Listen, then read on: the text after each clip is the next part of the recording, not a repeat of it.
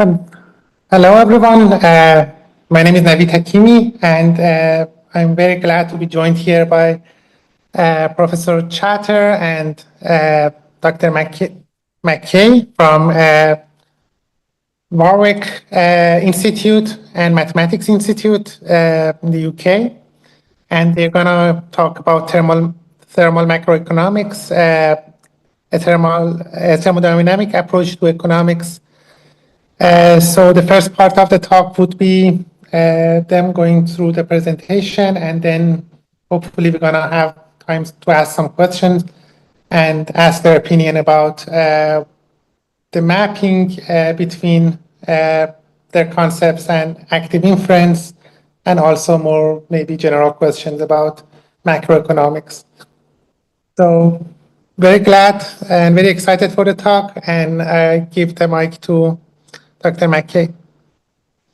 Right. So, in fact, Nick here, I'm going to start off with a brief sort of conceptual outline, and then Robert is going to give a little more detailed technical summary. And I should say that I wish I was at the Mathematics Institute at Warwick, because it's a very grand place to be, but I'm not that mathematical. So I'm in the behavioural science group at Warwick Business School, and a behavioural scientist by background. And in fact, it's probably a good place to start, actually, because an interesting question for people interested in economics from a behavioural point of view is, how do we make sense of economic theory as it's currently practiced, which assumes, for theoretical reasons, extremely rational and sophisticated agents that often have perfect knowledge and perfect calculating abilities, and they do perfect Bayesian inference, and they maximize some utility, each one. And then we put those agents together and explain aggregate phenomena as a kind of complicated outcome of all those extremely rational agents. And the behavioral spin on that is always, well, yes, but people aren't really like that, are they? And you get all kinds of irrationalities at the individual level, and perhaps some of those lead to group level irrationalities as well. So, for example, booms and busts through herding and so on. But the basic problem for trying to found an economic theory is that if it turns out that the agents that we're working with are much more heterogeneous and complicated, and not as rational as in standard theory, does that invalidate or at least throw into question standard economic theory? So an interesting strategy to assuage that worry, which is roughly where Robert and I have been going, although there are a variety of motivations you might use for this approach, but this is one of them, is to say, well, hang on, at the aggregate level, maybe economies can work in quite a predictable way, even if the individual elements within them are extremely complicated and heterogeneous. And in fact, we sort of have to believe that, because real economists don't really think that that players in markets are perfectly informed about all possible outside options and have a perfect understanding of the implications of all their choices. And it's just clearly not the case. And yet, at least on the face of it, basic economic principles seem to be reasonably applicable to the real world. So it seems like you have to really have some belief that there's a way of understanding the aggregate phenomena without understanding micro foundations in any great detail, because they're just too complicated to understand. And then a natural parallel that comes to mind is not come to mind to us uniquely, because this has been something that people have thought about forever, or sort of at least a century, probably more, is the thought that, well, in physics, you can say all kinds of aggregate things about, for example, the temperatures and pressures and so on, without really understanding the micro foundations terribly well. Indeed, of course, classical thermodynamics arose before people had any real idea about micro foundations, and I think weren't too sure about whether the atomic theory was correct, and really basic things like this. So it turns out to be possible, at least in the physical context, to have an aggregate theory without really understanding the micro foundations you're working with. Of course, then it turned out later, of course, that at least for certain systems, like very simple gases, you can figure out the micro foundations, and miraculously, everything sort of fits together. The micro foundations and macro story can be beautifully aligned, which is an extraordinary scientific discovery. But of course, the concepts of classical thermodynamics still apply to all kinds of complicated things like human bodies and so on, which are where the micro foundations are extremely difficult. So if you're trying to apply thermodynamics to biological systems, you're going to struggle with the micro foundations, but still, my body has a well-defined temperature and so on to some extent anyway. So the thought is, can we, and this is, as I say, not a unique thought to us, can we understand the aggregate properties of economies without understanding the micro foundations, just as is possible in the physical case? And of course, the dream scenario would be there's some direct mapping, some sort of natural mapping from one case to the other. And this is again something that people have thought about for at least a century, because they've seen so many intuitive connections. So it feels like something where there ought to be a possible connection, and people have struggled to make that connection rigorous. And what we've tried to do is to see if we can make that connection rigorous. And the only other thing I want to say is that one reason that we took the approach we did is that we were inspired by very interesting work on the axiomatic foundations of thermodynamics by Lieb and Ingwersen. And the great thing about their approach is that they have a very clear they sort of lay out the mathematical principles which underlie classical thermodynamics in a way that doesn't require any reference to any physical notions. You don't have to worry about heat or temperature or work or anything. You just have this mathematical structure, and indeed they say in their papers that this structure in principle could apply to other things. And what struck us many years ago now is that, well, if there is a mapping to be created between these two domains, economics and thermodynamics, then that abstract mathematical structure that they've created ought to be transferable. And that's the starting point for the approach, is to try to make that leap. And I think it's taken us a long time to get there, but we, I think, do have a fairly firm understanding, at least the simple cases of how that works now. So I'll hand over to Robert for a more technical talk, but at least I'll hopefully give listeners some sense of why we're trying to do this. Of course, I should also say, just very briefly, that the hope is both to reconstruct some aspects of existing economic theory, but the dream scenario would be able to go beyond that, to use this method to explain systems that can't really be explained in conventional terms, so that one actually has a richer theory, or at least a complementary theory to existing approaches. But with that, I will stop and hand over to Robert. Thanks, Nick. So yeah, I'll present some of our theory, but also some tests by simulations that have been done by our student Yihang Luo. So we deal with what are called exchange economies. These are a very standard concept in at least economic theory. You'll find it in any textbook in economics. So the idea is that we have a large finite fixed number of agents, and we have a finite number of types of durable, infinitely divisible good. One of them we call money. And agents repeatedly exchange goods in encounters according to some, as physicists we'd say, rules, but just some behavioral characteristics, say. The key assumption we make is that this dynamics is assumed to lead to convergence of probabilities, at least for the allocation. So we're not asking for the process to terminate with some, in quotes, optimal allocation, but we are asking for process to converge to some probability distribution. So individual allocation will keep hopping around, but the probability distribution will be a fixed one. We start with what we call basic economies, so ones with no barriers, so that a part of good could, in principle, transfer from any of the agents to any of the other agents via perhaps a long route. And for these, we assume convergence to a unique equilibrium. So equilibrium, again, means a probability distribution. It's not a fixed allocation. Unique given the total amounts of each type of good.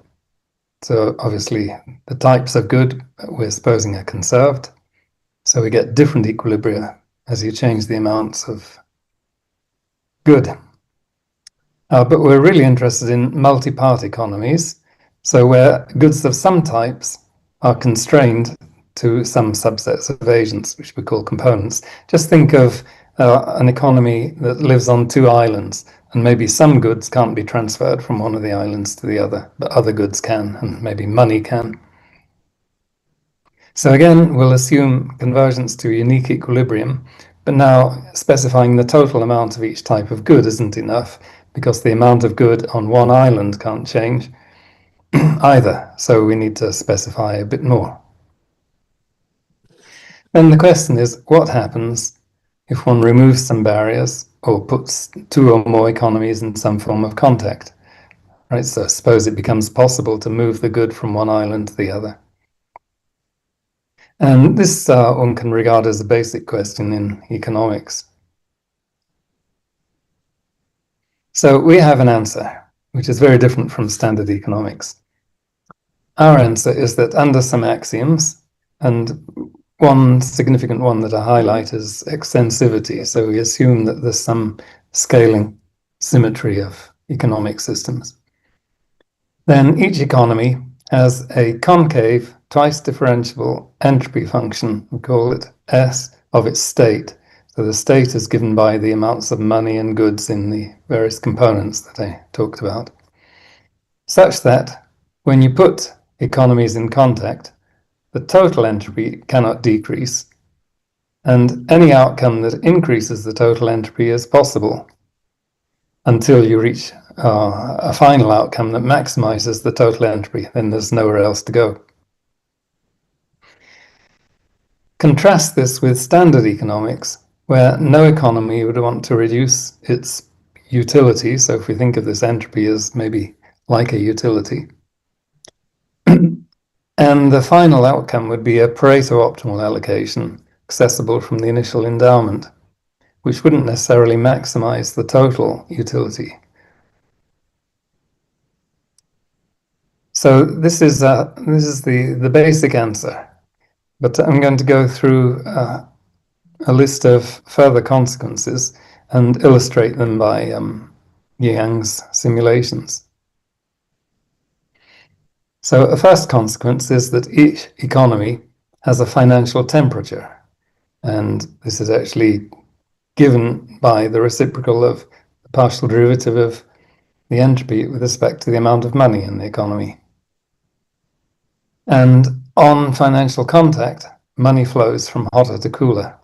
So this is part of why we call our approach thermal economics, because we do have a concept of temperature. Each good, say type I in an economy, has a marginal value, mu I, which is just given by this partial derivative. And the economy buys from or sells to an external trader, according as the trader's price is below or above what we call market price, mu I, for the good, which is the temperature times this value. Okay, so we can we predict which way goods would flow if some external trader says, okay, I'm willing to buy or sell at such and such a price. Next consequence is we can make money out of temperature differences, and this is basically by making what's in physics called Carnot cycles. And yeah, funnily enough, I'm in Dijon at the moment. I'm in the Mathematics Institute, but right next door is the Institut Carnot de Bourgogne in physics. Maxwell, yeah, another consequence is we get relations between partial derivatives, like, for example, that the partial derivative of the value of the ith type of good with respect to the amount of the jth is symmetric with respect to interchanging I and j. In physics, these would be called Maxwell relations. In economics, at the level of individual agents, such relations are called Hotelling relations. So it's the same mathematics, if you like, and it's due to the fact that the entropy is twice differentiable and you get a symmetry of second derivatives. We also deduce, because of the law of non-decrease of entropy, non-negativity of various partial derivatives and matrices of partial derivatives. And furthermore, we get inequalities between derivatives subject to, we can do derivatives with respect to constant amounts, as I've talked about here, or with respect to constant prices. Okay, so that's maybe a lot to take hold of, but to make it a bit more concrete, we tested the ideas on some simulated economies. So the simplest type that we used are what we call Cobb-Douglas economies. Each agent has what we'll call a utility function, though it's used differently from standard economics. Cobb-Douglas utility is this product of powers, the amount of money to a power eta minus 1 times the amount of goods to a power alpha minus 1. And on pairwise encounters, they pool their belongings and they redistribute between themselves with a probability density that's proportional to the product of their utility functions. So the idea is that this process will bias the outcome towards increasing utility for the two agents. But there's a probability of one or other moving the wrong way. And for this type of economy, we can prove convergence to equilibrium. So there is a probability distribution for the allocation over the n agents that is stationary with respect to this process, and whatever probability distribution you start with will converge to it as time goes to infinity. Furthermore, we can prove, using basically the construction of the theorem of Lieben-Ingwersen for this case, that the entropy has this formula. So it's number of agents times log of the mean money per agent to the power eta times the mean goods per agent to the power alpha. And from this, we can deduce what the temperature is. So just by differentiating, definition of temperature should be m over n times eta. And the price of the good, here I'm just supposing one type of good, as well as money, will be alpha m over eta g. So Yihang put two of these Cobb-Douglas economies in financial contact, one with an initial temperature of 50 and the other 100. And he let them equilibrate, settle down a bit, and then put them in contact at this time. And you see that indeed the temperatures move together. And we could have plotted how the money flows, but the point is the money flows from the hotter to the cooler. Of course, there are fluctuations here because the simulations are just for finite size, whereas the theory is really for the thermodynamic limit of infinite size. Another simulation test we did was to put a Cobb-Douglas economy in contact with a trader offering to buy or sell the good at a given price. So we chose the amount of goods in the economy to be as 500,000, and at this time put it in contact with the trader. So the blue curve is when the trader's offering a price of 0.9. The market price initially is 1. So if the trader offers a price of 0.9, well, then the economy is going to say, oh, that's a good idea, let's buy lots of it. So the amount of goods in the economy is going to go up, as we see in this blue curve. But then, of course, the situation in the economy has changed. In fact, the market price will have decreased, and it decreases to around 0.9 and then fluctuates around there. If the trader offers a price of 1, well, then there's no significant initial movement. Price fluctuates around, the amount of goods fluctuates around here. And similarly, if the trader offered a price of 1.1, then the economy is going to say, oh, good, let's sell to the trader. Okay, so there are two illustrations of the theory. Another illustration is we can put two of these Cobb-Douglas economies in full contact, meaning we allow money and goods to flow between them. So here we've plotted horizontally is the amount of goods in the first economy, and vertically the amount of money in the first economy. And the total amount is given by the opposite side of the square, if you like. So our initial allocation, the first economy doesn't have many goods, but it has more money than the other one. So we start here.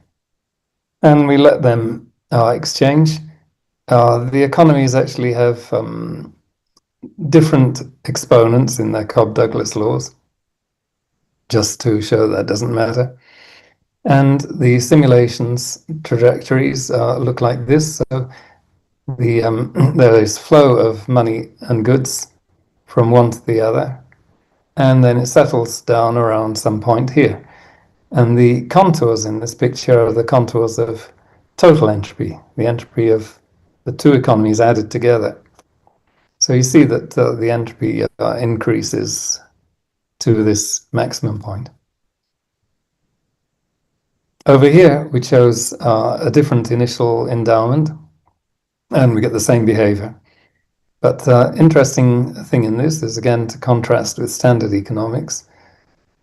What I've done here is to plot in orange the indifference curve for economy 2, and in blue, indifference curve for economy 1, meaning constant entropy. So if we interpret entropy as a utility. So the standard analysis, what's called Edgeworth box, would say that depending on the negotiating skills of the two economies, we'd end up somewhere on this Pareto frontier. That's where there's no way that one can benefit without the other losing something. And indeed, the maximum entropy point in this picture is in this interval of the Pareto frontier. But over here it isn't. Edgeworth box would say that you go to some point up here, but when we put them in contact, they go here. Okay, I mentioned that you can make money out of temperature differences, so just to briefly describe that, let's suppose we have two economies, which I'll call hot and cold, and we have a ship economy that can shuttle between them, and the trader can trade just with the ship economy, and the trader can put the ship economy into financial contact with the hot or the cold mainland. So if we start here, total goods is horizontal, so we start with 4,000 goods on the ship and a temperature on the ship of 20. Then what the trader does is to buy goods from the ship, which makes the amount of goods decrease. We go up this blue curve, temperature goes up. That's because actually the amount of money on the ship is going up, and because it's a Cobb-Douglas economy, its temperature goes up. And it goes up until the temperature reaches 26, which is the temperature of the hot economy. Then the trader connects the ship economy to the hot economy financially, and decides to buy goods from the ship. So it buys goods from the ship, and temperature on the ship fluctuates because there's a random process.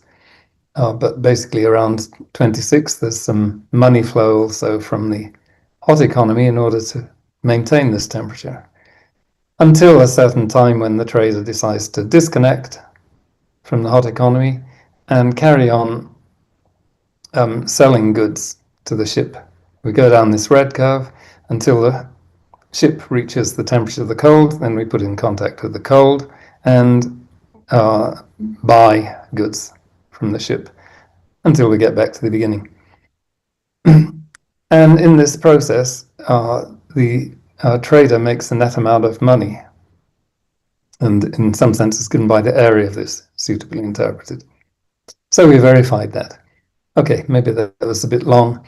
In this one, we take into account reality that the hot and cold mainlands aren't infinitely large, so actually as money flows out of the hot one, its temperature is going to decrease a bit. And similarly, as money flows into the cold one, its temperature will go up a bit. So here we get a spiral instead. Maybe I should just skip these things if they're too technical, but this was a simulation to illustrate the symmetry and negative definiteness of these partial derivatives. So we took what we call a substitutes economy, where there are two types of good, but the agents only care about the total amount of the two types of good they have. So that's why we call it a substitutes economy. And we also studied the case of a complements economy. Again, two types of good. The utility for an agent is given by the minimum of the amounts of good. So one good is useless without a corresponding amount of the other. And you can compute the entropy. Again, it's feasible to do this, but what we do is we use Cobb-Douglas economies as meters in the simulations. And so we look at these partial derivatives, and we see that indeed they're negative definite and pretty close to symmetry. Another thing we do is putting economies in contact and look at the flow between them as a function of the value difference. So actually we do it the other way around because it's slightly easier to simulate. We measure the value difference of a given flow. And again, we get some matrices representing this. And the theory says they should be positive definite. And indeed, that seems to be the case. As Nick started out by saying, a big motivation was to make a theory of macroeconomics that allows for real behavioral agents rather than the economist's ideal rational maximizers. So we simulated one. So this is an example that we call Bouchot economy after Bouchot, who inspired it. We suppose that the utility for agent I depends not just on their own money, MI, but also on the mean money that everyone else has. So of course, if we just have one economy, the mean money is not going to change. But if we put two of these in contact, then the mean can change. And so that's what we did here. We just again confirmed that if we take two Bouchot economies, here and here, the yellow and blue, with different initial temperatures, and then put them in contact at time 2, then their temperatures will converge together. More recently, one thing we've been doing is for what we call calorimetry by an analogy with physics. So you might say, okay, this theory is great, but for a complicated system, how on earth could I hope to know what the entropy function is? But it's exactly like in physics. Even something like steam is too complicated to do theoretical calculations for the entropy as a function of, say, pressure and temperature. So what do the engineers do who run steam turbines, as my grandfather was? They have steam tables, so they do lots of experiments, and they manage to deduce what the entropy function is by looking at how much heat is absorbed or given out in various changes. So we do the same in economics. For a real economic system, this may be rather difficult because you have to be allowed to mess with it. But for our simulated ones, it's easy. So we measure the entropy by integrating this relation for the entropy with respect to money and goods. And the point is this integral is supposed to be path independent. That's what the theory says. And indeed, we check that and find it's nearly independent. And we get a picture here. So there is a class of models, and I think this is something Navid was interested in, for which one can prove that the entropy is actually logarithm of some what's called partition function in statistical mechanics. And so this is connects the macro theory with micro, but that's not fundamental to our analysis. Okay, so in principle, for a this would be a good test if one. I guess some people are big enough to be able to play with an economy. We've seen notable examples, and if you're allowed to play, well, then you could try to measure the entropy function. So, a conclusion of this presentation. We've presented a thermodynamic theory of macroeconomics, at least in the context of extensive exchange economies. And the main thing is we show that they have an entropy function and no interaction can decrease the total entropy. So a question that maybe you want to ask us, but I'm going to start by asking you, is how does this entropy relate to the free energy principle and active inference? Incredible. So Yep. Yeah. So maybe I'll just finish this slide and then let you answer that. So the publications, we have 3 that are out, at least 2 in arXiv, 1 in a journal. The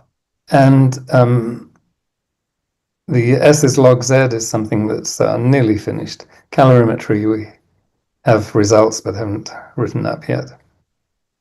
And we've been thinking and hopefully got some ideas about extending to include things like manufacturing, production, consumption, migration, multiple currencies. And a big hope is that we could generalize to non-extensive economies, because probably, unlike in physics, most economies are not going to satisfy this scaling symmetry property. I mean, it's already a problem in physics. You know, if you want to do statistical mechanics of stars, then you can't apply the usual thing. Okay, so that's a quick outline. Oh, thank you very much. That was incredible. And I was really surprised by, when I first saw the paper, I was really surprised by all the connections and all the fantastic insight that it provides. Like, it really settles down some of these ancient questions about, trade and tariffs. And I'm not sure if it settles down, but it actually gives like a really interesting perspective about these things, instead of, people just arguing with words. It actually puts an equation there. So very incredible. But at the same time, I had the feeling that, macroeconomics and thermodynamics, there are so much similarity between them, because they're kind of coarse graining of millions or billions of interactions. And, why this is, like, my question is, why this isn't the standard approach, or is it, like, in macroeconomics, why don't usually people use this kind of language and this kind of approach to model complex phenomena? Yeah, that's a good question. I mean, maybe we'll take turns, or we'll both offer answers. You go. I'll add something. But from early days of economics, people have thought and talked about making the connections with physics. So, well, a major player in this is Paul Samuelson. So he, in fact, transferred ideas, or in some contexts, he reckoned the economists had them first, I think. But anyway, he made connections with thermodynamic thoughts, but he didn't manage to make an entropy. And in the end, he despaired and decided maybe there wasn't any reason there should be an entropy function. So part of what we're doing is saying, well, actually, he shouldn't have given up. We think that there really is an entropy function, at least for this class of systems, and we'd like to extend it. And I think, yes, I mean, Samuelson is a very interesting figure. I think it's right that he attend and was very inspired by lectures possibly given by a student to give, not actually Gibbs himself. Yes, I think. That's right, yeah. But so he explicitly, in his Nobel Prize lecture, because he was really the most important mathematical economist of the 20th century, in his Nobel Prize lecture, he talks really a lot about thermodynamics, oddly enough, and the degree to which his ideas were inspired by them. But the direction he ended up going in was to focus purely on individuals. So I think, as Robert says, I'm sure he struggled to find the kind of a mapping which would give an entropy function at the aggregate level. And he didn't have Liebman-Ingerson's helpful axiomatic approach, which is hiding in the background of our account.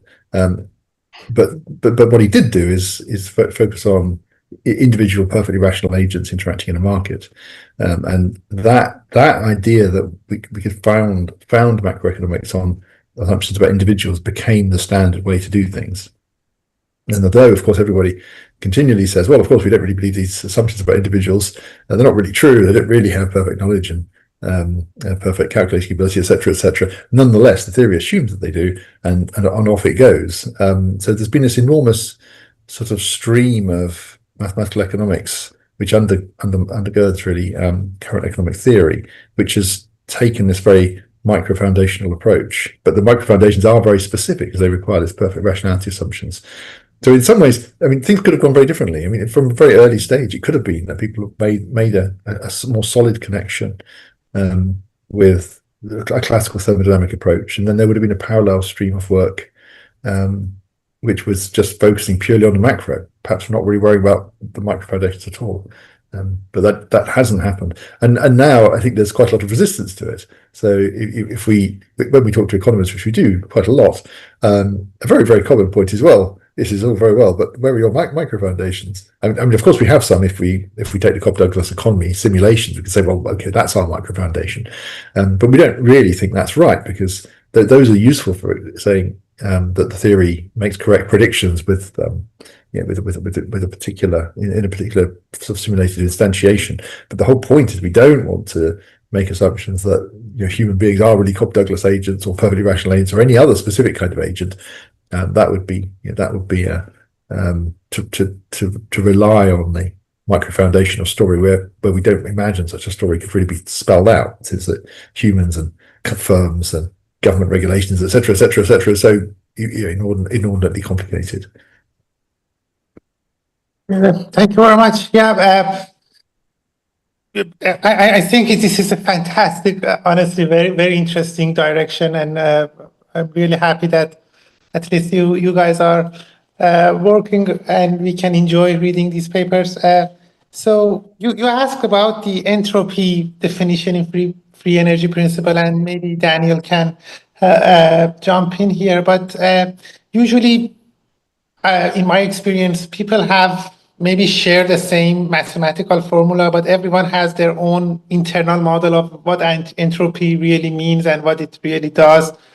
So I can give you, for example, for me, it's like it's really something that agents consider when there is degrees of freedom in different explanations for their hypothesis or for their model of the world, and this creates a tension and free energy that is dissipated when you come up to the maximum entropy solution, which is like basically a kind of hypothesis testing, kind of comparing different hypotheses that they have the same accuracy, which one is less complex, which one has the least amount of biases or prerequisites and stuff like that. But yeah, there are multiple other ways to describe this. I don't know, Daniel, if you want to add here to this explanation.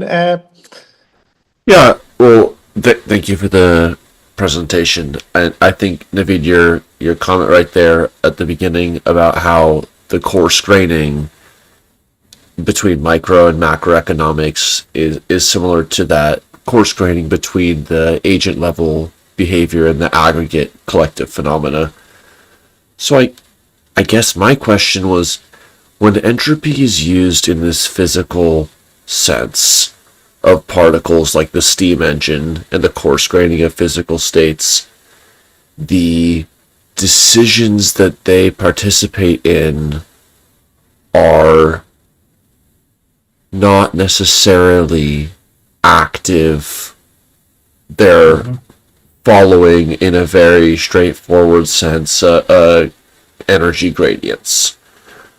So what kinds of challenges arise in coarse graining when those economies that you're modeling could deal with memory full, anticipatory, contrarian, mimetic agents that undergo dynamics that aren't simply like the bulk flow of temperature or pressure.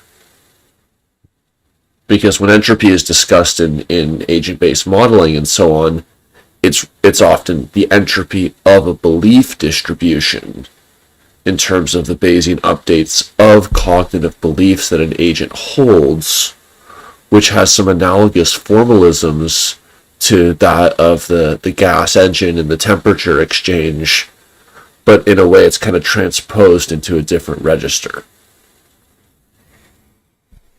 Well, I can say a couple of things that Robert may have better things to say than I do, but a couple of thoughts in terms of bringing these approaches together.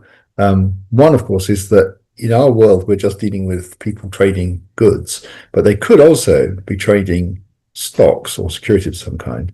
And the classic way that in economics people try and relate those to beliefs is that they talk about this concept of the arrow de Breuil security, which pays you $1 if some specific thing happens on a specific day, as it were. So it's basically a bet. So you could have a world in which people are trading bets with each other, saying, well, I've got this security, and someone said, which will give me $1 if this horse wins a race, and I don't really believe the horse is going to win a race, so I don't think it's worth very much, but maybe you think it is. So you could have this, you could have a story, which we haven't developed, but you could have a story where people are actually aggregating their beliefs by trade, and that would be our framework potentially might apply to that.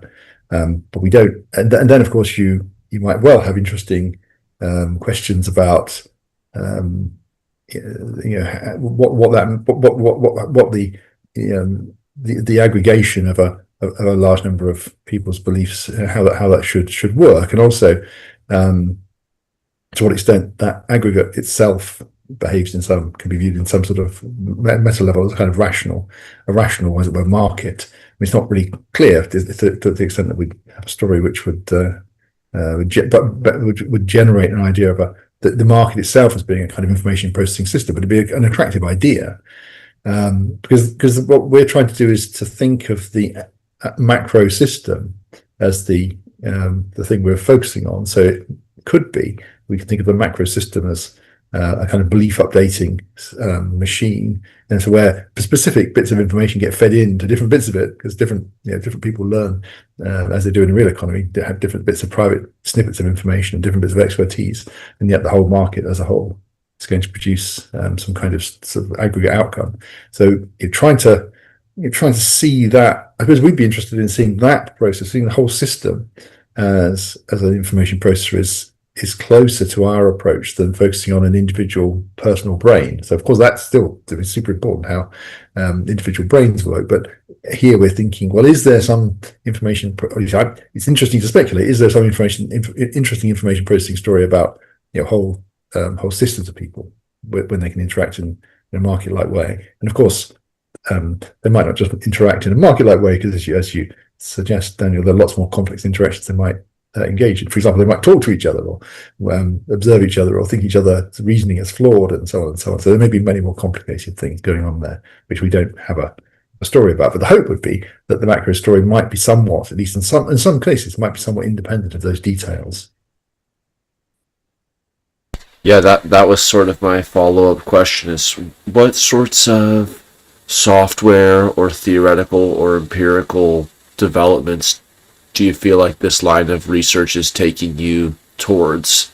Is there some kind of retrospective analysis that you feel could look at indicators in economies that would differentiate these formalisms and demonstrate their ability to provide explanations and predictions? Or do you feel like there's some kind of manipulation sequence for a small controlled or for an open economy that again would uniquely show where there's an explanation or a prediction? Yeah, for me, the dream would be that we can advise, for example, on what trade agreements to come to. So while we were going through Brexit, this was a lot in my mind. And I thought, well, if we'd developed our theory sufficiently, then we could advise on what trade agreements to come to, because the idea is you'll see which trades would happen under certain circumstances. And so that's a long way, partly because at the moment our theory is only for these exchange economies, though as Nick has said, that includes a lot of things that do approach reality. But for example, we haven't yet written about manufacturing and production and consumption, migration and things like this. So in order to really make some genuine contact with real economics, we have to extend the domain first, because it's the question economists usually ask me is what predictions can you make about economies?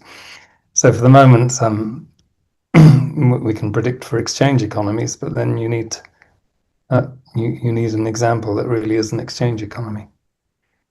So the dream is that this will really shake up the whole way that macroeconomics in practice is done, right? So every government is going to have people who will be busy trying to estimate entropies and derivatives of entropy and work out how to maximize entropies. So in previous direction, you're asking how one can hope to incorporate complicated agent behavior, but I think as we've said, that's really not an issue as long as our axioms are satisfied. So basically we need this convergence to equilibrium, and then we need various other things that a lot of them are really rather trivial, but some have some substance. So go ahead. Yeah? No, I wanted to ask like a very similar, but maybe related question at least. Like when you talked about the trade and when you talked about the end goal of this kind of modeling, and I was reading recently like a economic book, Free to Choose, and there are a lot of quotes from Adam Smith in it, and the market invisible hand that organizes this whole operation. And then again, for me, it was like a moment of epiphany or something, because in free energy principle, we talk about these invisible hands in the sense of self-organization, and how free energy gradients cause,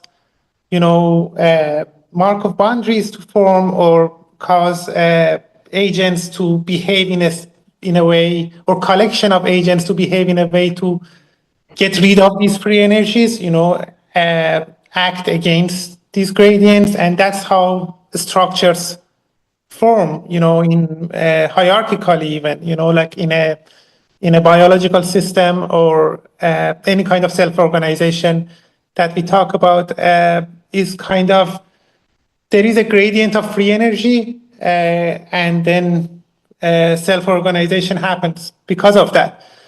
And now in macroeconomics, again, we have a lot of this phenomena. It seems that, especially in a free market kind of condition, that you have these B2C businesses and then B2B businesses, and then governments that organize or maybe sometimes interfere with this kind of phenomena. But the main question, if you think about it this way, is that, so where is this whole economic machinery? What kind of gradient is it trying to eliminate? Where is the gradient?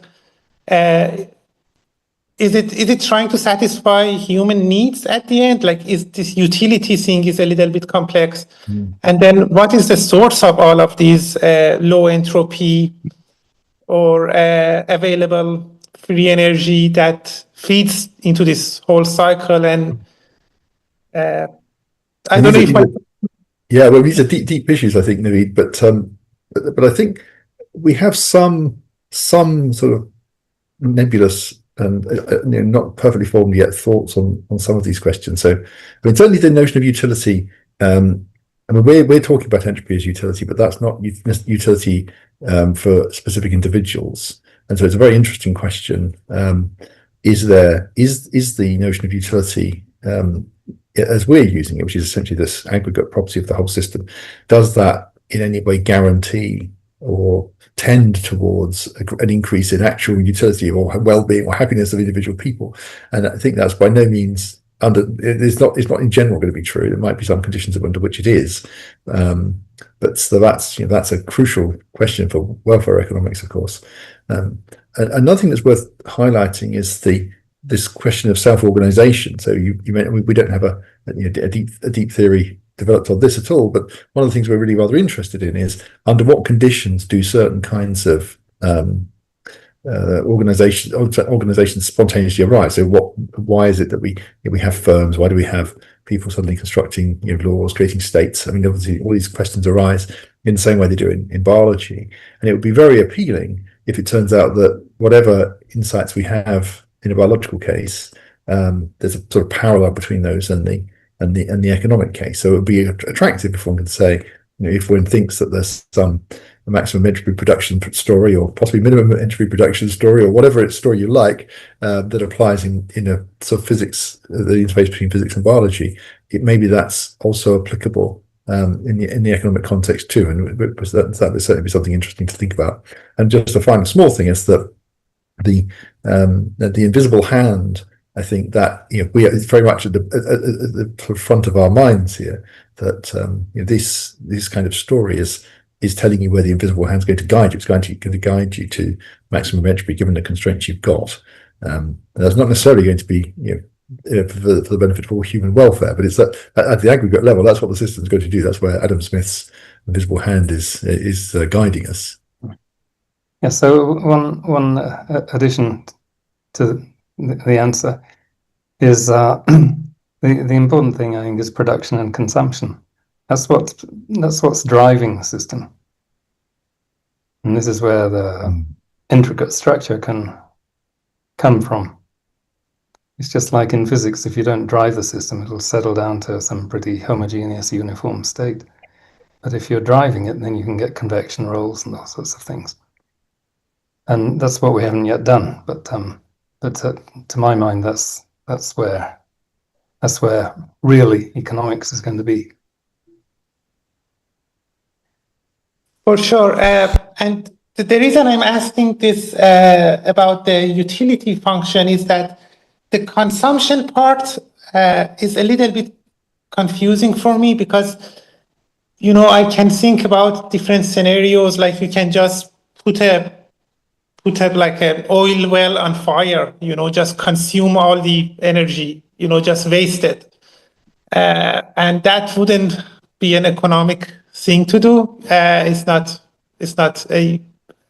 So it's not obvious that this utility is like, it needs to satisfy some end goal that I don't fully understand. And then I know we're nearly out of time, Navi, but we can very quick thing on that. At least in our world of exchange economies, which, as Robert says, don't yet have the driving forces of production and consumption, but in our exchange economies, the agents do have a tendency to essentially try and increase their own utility. So each agent is making exchanges on the whole if they think they're going to benefit from them with a bit of noise. So that would be applicable, I think, in other cases too. So if there was one use of the oil which is to drive people around and they want to be driven around, and the other was just to burn it pointlessly, then the price mechanism would kick in there. There should be the people who want to use the oil to drive around will pay a higher price than the people who just want to watch the flames burn, and that will be that will mean that we don't have a totally undirected, chaotic and use of resources. So it really ought to be the case that once you have a proper theory of production and consumption, which we don't think we're that far away from, I don't think, but we don't have that written down, then the whole point is that should create the kind of complex price mechanism that people like Milton Friedman and Hayek and so on, and just conventional economics really talks about, which should lead resources to be distributed and used in the most effective way. where most effective is in this story, from the point of view of maximizing the entropy of the entire system. That does, again, not necessarily solve the question of whether the utility of individuals in that world are actually being maximized in aggregate. It doesn't solve the utilitarian problem. Yeah, well, our theory doesn't require agents to have a utility. It's only these examples we made where there's something we're calling a utility, just to make a connection. But Thank you, Nick and Robert, for the presentation and for the work. I hope it spurs many people's creativity and curiosity. And Naveed, thank you for coordinating and for catalyzing it. And we'll stay posted on the research. Good luck with the next steps. Thank you so much for having us. Thank you very much. Thank you. Bye. Bye. Bye-bye.